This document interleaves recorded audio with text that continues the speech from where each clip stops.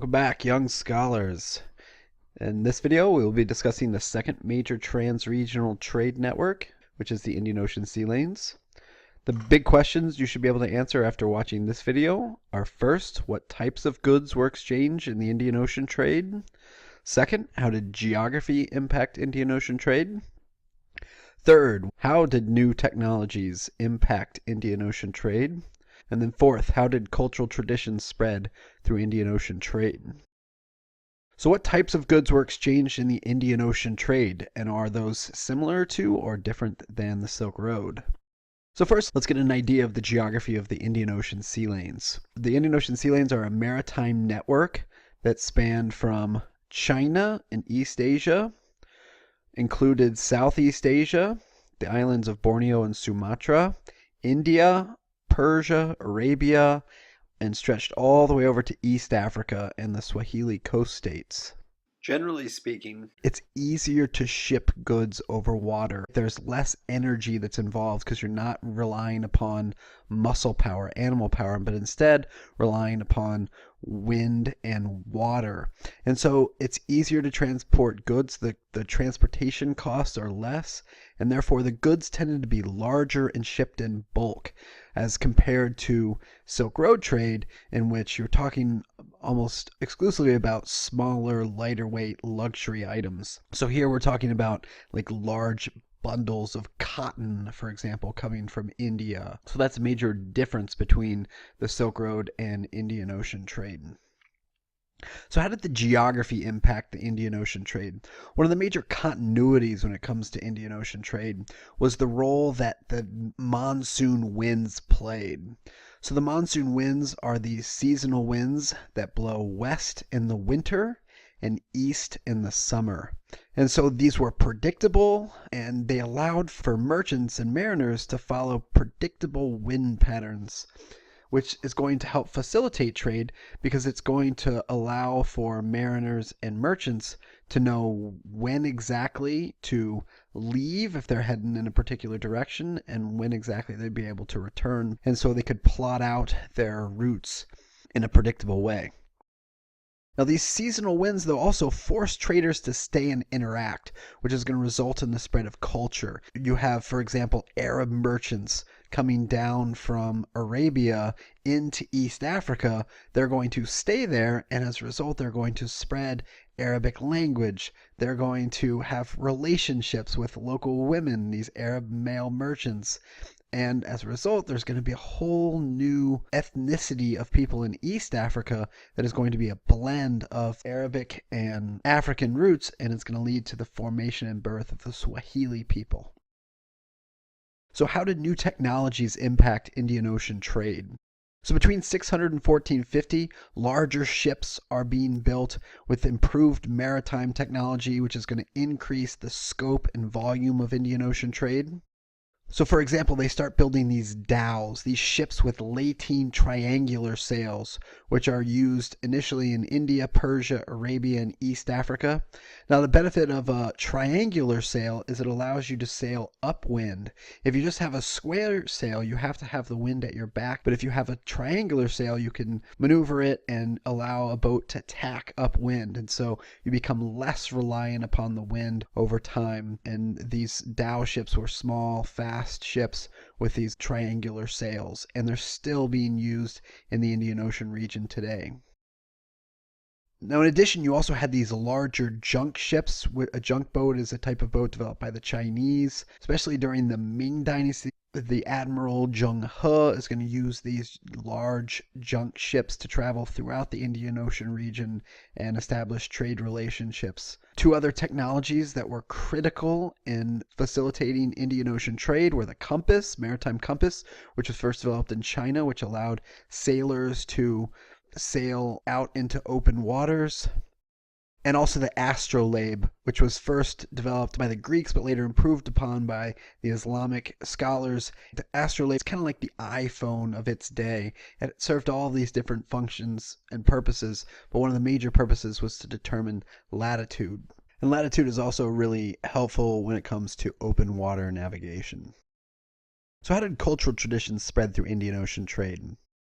So first we see the formation of a lot of port cities of trade where markets develop. Across the Indian Ocean region, we have cities like Calcutta and Aden, Mogadishu, Mombasa, Kilwa, and then also in China, Guangzhou. These are trading ports that turn into urban centers. So this is another major change, although it could also be defined as a continuity depending on how you look at it. These urban centers have blended cultures. So they have these markets where you'd see lots of people speaking lots of different languages, practicing lots of different religions. You have diaspora communities set up in these various cities as well.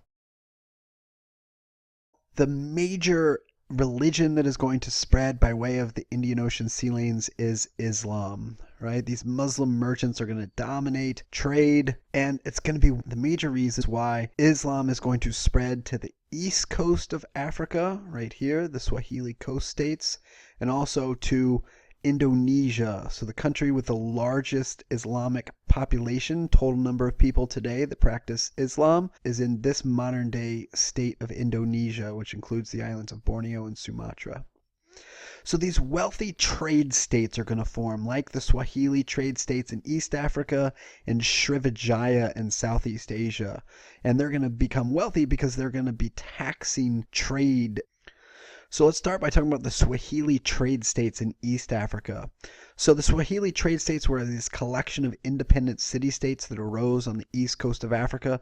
So this was not a large empire or kingdom. Instead, these were small city-states in the same way that the ancient Greeks or the Sumerians were decentralized city-states.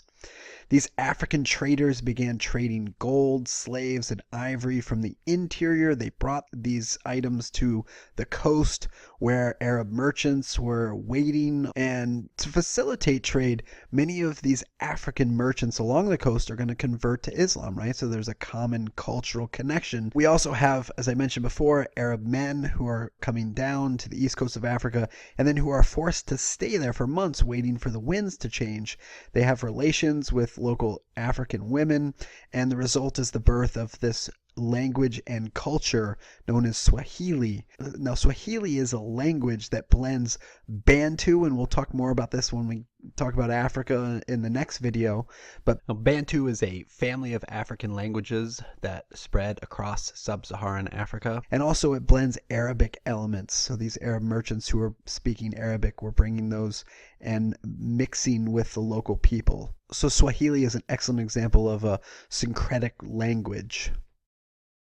So in Southeast Asia, there were also wealthy kingdoms that arose as a result of the Indian Ocean sea lane trade. One such kingdom was Srivijaya. So this is the first time that we spent any significant time in Southeast Asia, so I wanted to provide just a little bit of brief context. So Southeast Asia was heavily influenced by Indian cultural traditions. So for example, initially Hinduism spread into this region, and then later Buddhism. And so this here is a picture of a temple complex in Cambodia, modern Cambodia, known as Angkor Wat.